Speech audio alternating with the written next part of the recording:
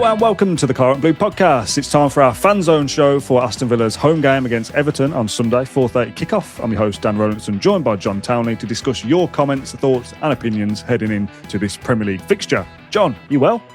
I'm good, mate. I'm good. You've done the intro very well there. I'm not saying it's not normal, but it was very smooth and straight into it. So, well, we've just recorded another episode, so my voice is warmed up and I feel comfortable. So I'm got confidence in my body. Feel a good performance. Confidence in my body. I feel a good performance coming on, John. Would you like to fire me a fan zone comment, please? Going for broke. In their last 5 head-to-head clashes, Aston Villa have scored 8 goals to Everton's 2, and Villa are averaging significantly more goals per game than Everton this season. How much do you think this edge in attacking output will influence Sunday's match, and where should Villa be focusing on to break Everton down at Villa Park? Should we be going for broke with the players they have missing? From Julian Joachim's high jump coach, which is an odd name, and it's a good comment. So I'm sad there isn't a real name to that. Not surprised that Villa's attacking numbers are better than Everton's. We're third, right? Much better in the specific fixture as well. Yeah. But a good record against Everton, especially at home. I feel like we beat them every single season and think we will win. So should we wrap it up there? Everton, I'm going to keep us on our toes here. Everton have won 3 of their last 5 away games in the Premier League, keeping a clean sheet in 4 of those 5 outings, which is as many as they had in their previous 18 on the road beforehand. Wow, that is surprising. So I'm just going to reel us back in. Yeah. I'm nervous now about the game. No, I'm not. I still think we'll win. But podcast, man. Roller coaster. They're better than I thought, based off that, at least. So I don't know if that's true, but apparently. No. You always know that you're going to have a struggle, probably the wrong word, but a Moyes side is going to set up in a certain way. You know, they're tough, hard to beat, can be beat, absolutely, but you kind of know what you're getting. It feels, I don't know what you feel about David Moyes, but when I think, easy comparison, because obviously Dyche was there before, but that level of manager, Dyche feels like firefighter trying to stay up. Moyes feels like a rung above that, but not quite enough to be Moyes in the category above. Yeah, absolutely. That Moyes is a brilliant Premier League manager, but he's not elite, is he? No. Because elite is Emery. It's a team that's pushing top forward. So Everton are a decent side this season. They were a couple of weeks ago very close to breaking into the Champions League positions, if I'm not mistaken, the top 5. A few bad results, didn't they? They drew to Wolves and they lost badly to Brentford at home, didn't they? The only thing is both of those games, both at home. So as I just pointed out with that stat, away from home, they've probably been more effective, which is a bit of a concern for me. Our record against Everton is also a concern. That sounds mad, but I'm a big believer in things change. And what's the stat?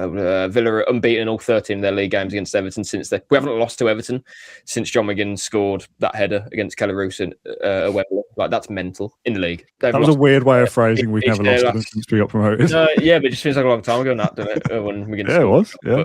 But, Everton have lost each of their last 4 Premier League away games against Villa. Longest run losing at Villa Park since 1995 to 2001.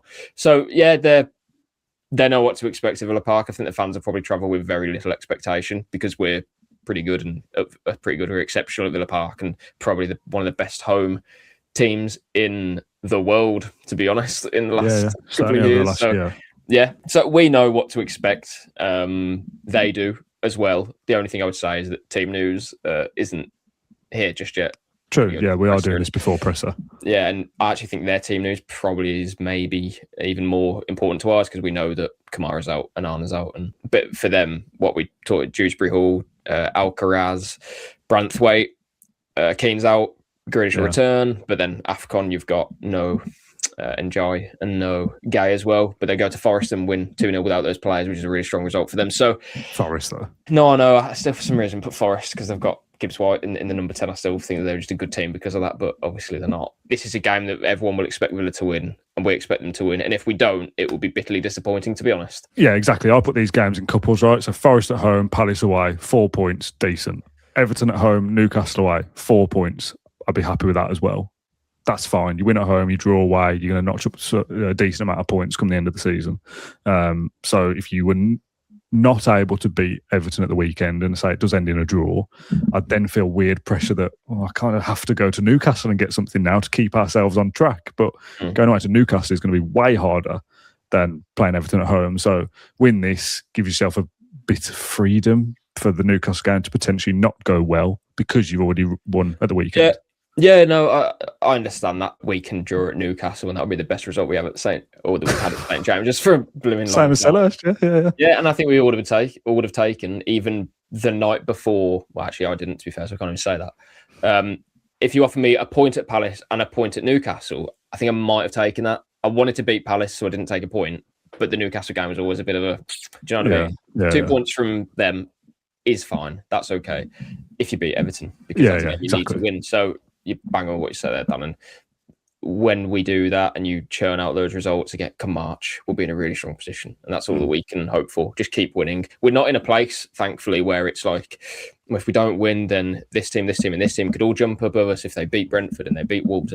We're not like that. It's just the gap for us. The gap can obviously shrink if we don't get a positive result in the next matches that we play. So, yeah, for that reason, there's no pressure as such to win. We are feeding on momentum still, and hopefully that can just continue to go.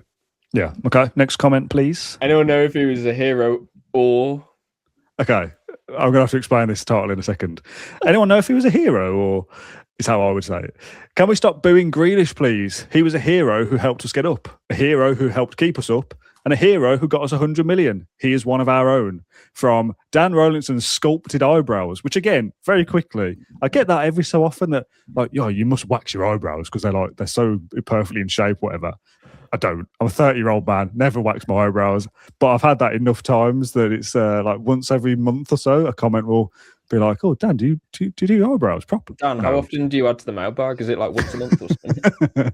The title in my family, we do a stupid thing where if somebody repeats the same word or phrase every so often, someone will pipe up and be like, "So that guy mentioned the word hero 3 times in one sentence." I would pop up as a family member and go, "Does anyone know whether anyone said hero or?" Right, that's why I've... Anyway, okay, stupid. Yeah. Obviously, Grealish was a hero. Can we stop booing him? What's your stance? I'll give you 60 seconds. What's your stance on the Grealish reception, booing him saga thing? Booing Jack Grealish gives us a better chance of winning the game. Okay, yeah. I will never tell a fan how to either support their team or do this, that, and the other, how they should react to certain things. So I'm not telling anyone to do this. My stance on Grealish is that it is weighted towards he earned us £100 million, and we know now how much that has benefited us. Even though the money that we spent wasn't particularly great, we know that £100 million of pure profit is an extremely good amount of money to bring in. In fact, I'm just going to skip. We know how incredibly good he was for us, what player, and how much he helped us. So I'm not going to go on there. My thing, when he signed that new deal, and I don't know how to quite say this, but I think the club should have helped him out a bit more there. If there's a release clause in his contract, why don't put him in the photo shoots, etc. Don't let him say, "This is my club, this is my..." Don't do it. Why have we allowed him to do that? So I don't care what people think about what I'm saying here, because everyone's got an opinion. So do I, and I'd like to think people respect that. I just think I don't think we helped him at all there. I just think I don't know what that was. I get that it was a fantastic thing with the club back then that he signed his new deal and he hasn't gone to Manchester United, even though that was a very viable option for him. He's committed his future, but he hasn't committed his whole future because the club wanted that amount of money for him. And yeah, no one thought that we would be getting £100 million. But equally, we knew that the player was also playing at that time of like, this boy's special. If he plays well for England, if he does this, that, and the other, he'll be, what we're talking, 70, 80 million quid. That's what our thought process was it not? And he's played even better than that. And he's been £100 million, and bang, there you go, and he's gone. And then we look back a year later and he's giving out these words of, my club and blah, blah. And what Jack said then, I think, was genuine, because we've seen, his whole family's Villa fans, 5-year-old Villa kit in the whole end or whatever, wherever he was sat. Those things are genuine, but I just think the club should have managed that better. I really do. I seem to remember thinking or hearing that Grealish didn't want to do I don't know. The photo shoot, at least. I don't know whether obviously he said what he said. Put it this way, Dan. I think we think a lot differently to that situation if it was announced Jack Grealish has signed his new contract.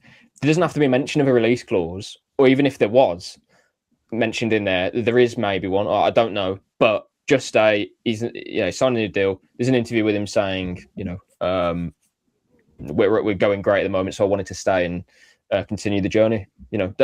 That's all it needed, and Jack could have done anything. I remember when he tweeted something after the owners took over, and it was like we're going back to work or something. Was it something like that? And it was like, oh, this is amazing. That was it, and it broke the Villa internet, if that makes sense.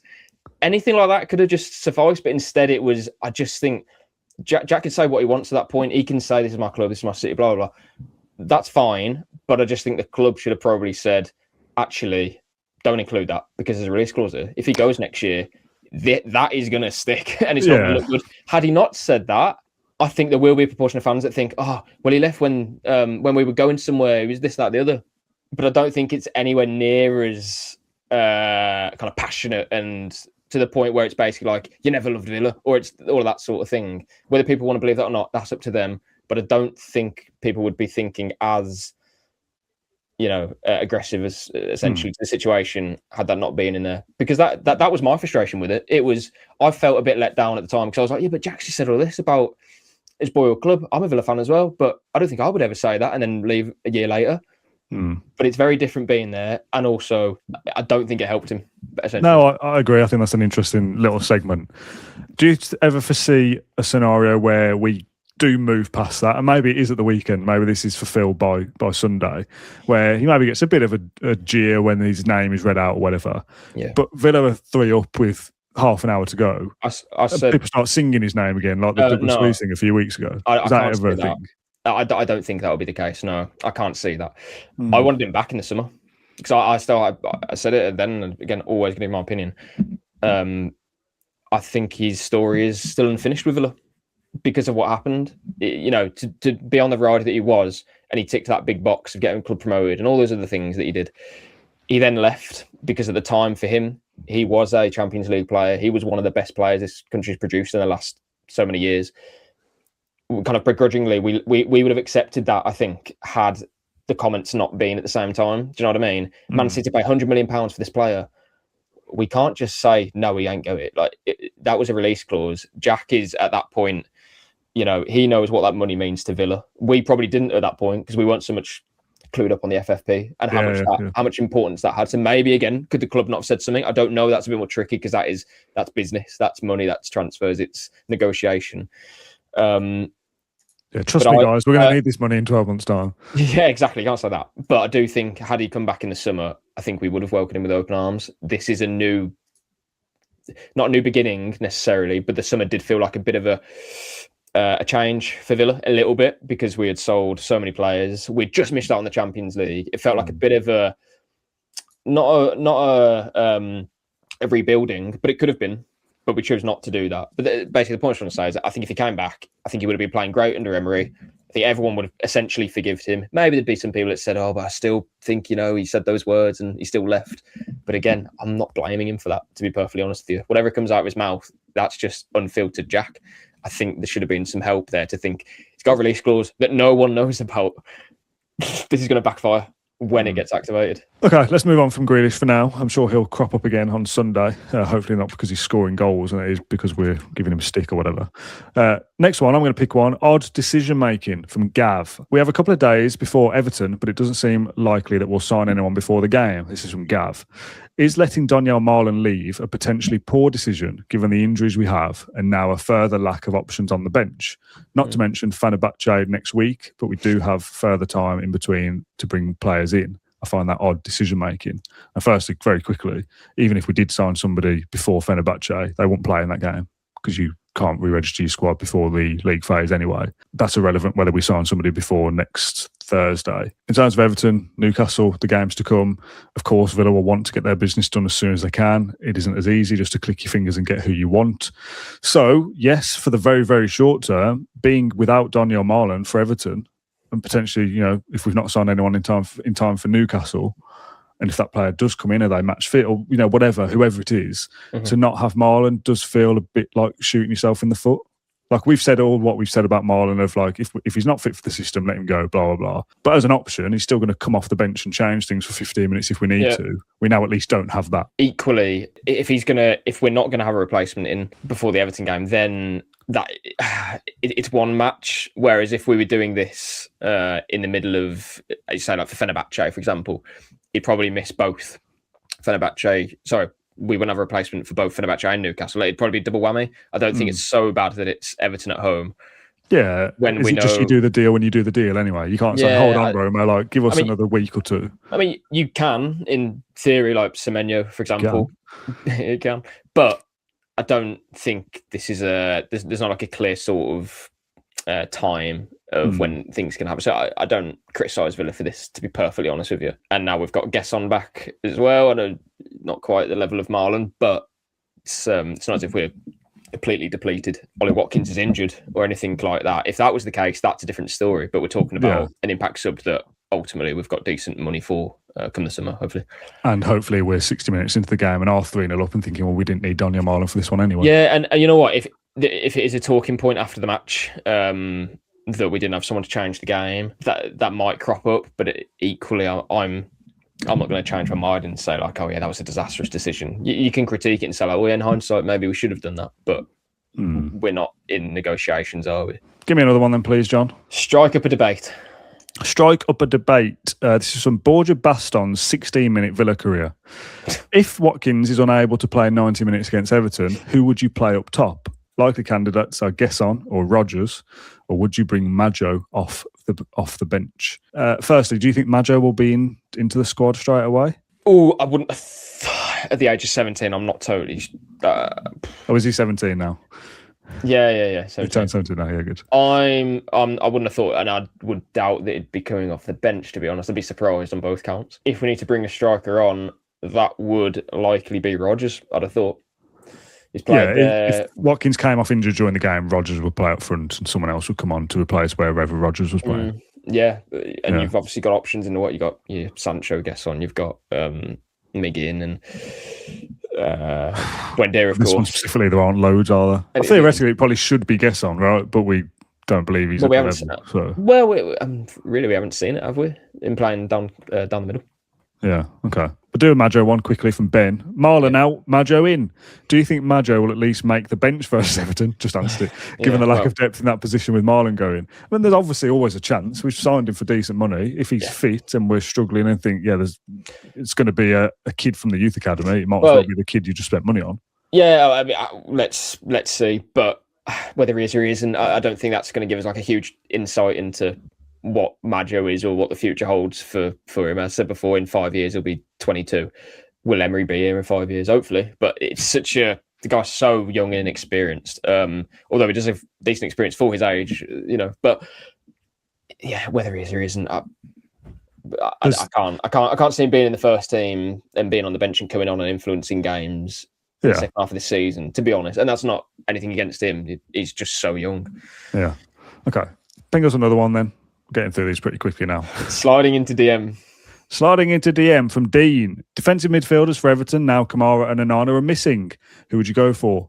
I think I'd go McGinn and Bogard. I've included this as a bit of this is the segue into the team news segment. We've discussed forwards a little bit. We've discussed the bench a little bit.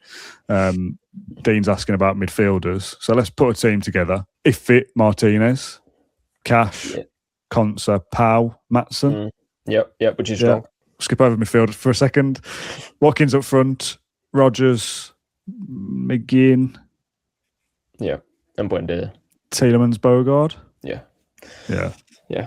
So Ben suggested McGinn and Bogard in the middle, presumably with Tielemans playing further forward. Yeah, which is absolutely as valid as a it's obviously an option. I just think for progression more than anything else. And controlling the game too. You want Tielemans to be dictating, playing. You can still move into those forward areas if needed, but I think that would be the team. The only difference would be, firstly, if there's injuries, which, again, without being in the press, I don't know just yet, but also Sancho maybe would come in instead of Buendia, but I think that's probably about right. Yeah, it's Sancho or Buendia, isn't it? Somewhere in in the three behind. McGinn is likely to be in there, but if he wasn't, he'd be further back. Yeah. There aren't really many options beyond that. Obviously, Kamara and Onana will be missing. Barkley, presumably the same. So it's McGinn, Bogard and Tielemans. 3 goes into 2, but they'll probably all play in the 11 somewhere. Yeah. Any queries with the rest of the team that I picked? No, I don't think so. We are pretty much full strength defence now, which is very useful. And attack, although players have left. Am I wrong? Are we missing anyone from injury? I don't think we are. As we record, that we know of. No, it's just your midfield area. So, yeah, I'm pretty content. Couple left, John. Bench boost. Okay. Spoke about team news. How do we set up to maximise potential impact from the bench? Also, will Gesson be available from D? And Gesson was pictured on Thursday with from Villa social media back at training. Welcome back, Evan, I think was the caption. Back in the squad, back training, and will obviously be in the 19 somewhere. 19? 20. Presumably coming off the bench, I would have thought. But the bench is interesting because if we talk about the first 11 being depleted in some areas, that by definition makes the bench pretty weak. Yeah. There aren't many options for the bench, are there? For this No, there's not. And I think this is more of I say it's just one game. But equally, we do need to do business. It's pretty obvious. You need to bring in, if it's Tammy, then Tammy soon. And other options as well, because I keep saying that in those stressful, horrible months and weeks where you've got so many matches and they're high intensity, they're knockout football in the Europa League and big Champions League clinching matches potentially. You want to count on a group of players who can really play to a level. And I look back to 23-24 when you had Bailey playing out his skin, McGinn was playing top, Tielemans as well in the 10, Kamara, and obviously it was Louise, but you can count on those players. Watkins as well hitting nearly 19. This season feels different to me. I need to see something more from a few of our players, and I think maybe that is probably going to be dealt in the market, to be honest. So yeah, it's more of a that's all of a concern for us, and I think it's easy just to think, well, Everton, it's just for that game, but it might be more. We need to do business, and there are a lot of games to be played in the next you got 4 in the space of 2 weeks, or well, actually 5 in the space of 2 weeks if you go from Sunday to Sunday to that Brentford game. So yeah, there's a lot of football to be played and not that long in the window left to do business. I've just tapped out on the document that we're sharing a potential subs bench, so we have a prediction at that as well.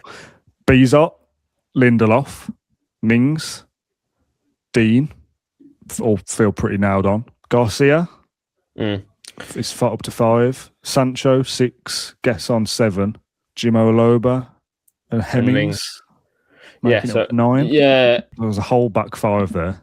Yeah, and you're looking who to. I mean, automatically you just look to Sancho, Gesson, and Luka Dean, don't you? And no, those players, Sancho has changed matches in points, to be fair, but yeah, it is slim pickings at the moment, unfortunately. Final one, rubbish name. For my subject title, I've gone Al C. Sun. 2-0 up with 15 minutes to go on Sunday. Do you think we might see Alisson? And get in your bench down. Good point. Yeah, that was from Alisson's dad, Al C. Sun. Yeah, not very good at all. Alisson, completely forgot. He's maybe swapped Jimo Aloba for Alisson. He'll be on the bench, surely. He travelled to Spurs if he's fit. Mad for him not to make the bench when we're struggling. Well, surely. Yeah, asked Emery before Spurs who was going to make the squad, and he did say he's been dealing with a bit of an injury, and hopefully he'll be okay after training, and then obviously wasn't named in the squad, so hopefully he'll be okay to feature against Everton and be on the bench. But I'd be excited to see him off the bench, absolutely. But equally, I have no expectation on him at all, and for that reason, if you said to me now, who do you want to see come on the bench to change the game, Alisson or Sancho? I think we'd all probably say Sancho. I still might say Alisson, just the hope of, he might be amazing. Is worth trying this. Absolutely, but you know what I mean, though. How do I put it? Like, I don't look him on the bench and think like, well, that's another. We have nothing to go off here, and hopefully, if he does come on, it's Keenan Davis against Norwich City. How have I got to there? What? I was thinking Jota and Wesley combining against Everton in that first game under the lights of Villa Park, and we thought, you know what? Oh, decent this. Although we won that game 2-0, We've come a long way. We have come a very long way indeed. What's your prediction then, John, for this one? I do need to start getting the predictions league back together. I've got to go back over the episodes over Christmas and remember what we said and see who got them right, which is, to be honest, a task that I'm considering abandoning the predictions league over, because it feels like too much admin to do that for the sake of who won our predictions league. So I'm winning then. Have it if you want, mate. If that saves me doing the admin for an hour, I'll take it. It's mad, isn't it? People have got jobs done. So have I. I've got time to do that. I've got other things to do. I've got to count scores up. 1-0 Villa. 1-0. Oh, I knew you'd say that. I was about to say then, would you take it? Obviously, yes. But like the nerviness of a... Wouldn't take a 1-0. The nerviness of a win. 1-0. 3-1, Villa. A bit more confident. Based off, I don't know what really. I feel like if we... I always say, if we score, perhaps that will unlock the door for us to score another couple, maybe. I don't know. I don't know when the last time that we won 3-1 consecutively at home was, but presume it's a while. Don't think we blow teams away, do we? We seem to always be in games there or thereabouts, and for that reason, Oh, Steve Bruce. Batten down the hatches. Have some bacon, did you see? Right, that'll do for this episode of the Claret Blue podcast. John, thank you for joining me. Did you enjoy it? Worst times. I knew if I said that quick enough, you might still be having a drink, and that would annoy you. Did I enjoy? Yeah, no, I did enjoy myself. Yeah, I'm looking forward to hopefully putting another 3 points on the table. Yeah, hopefully so. Thanks everyone who tuned into this episode. Our next one will be the post-match show. That'll be myself and Kendrick. Sorry, when I did the darts thing, they were supposed to be on the board when I said table. Good, I didn't even notice. Me and Kendrick will be here Sunday night. Might be a little bit later than usual. We'll talk about that on Sunday. Right, thanks for watching or listening to this episode of the Claret Blue podcast, and we'll see you then. Bye-bye. Bye-bye. Bye-bye. Bye-bye. Need to stop doing that.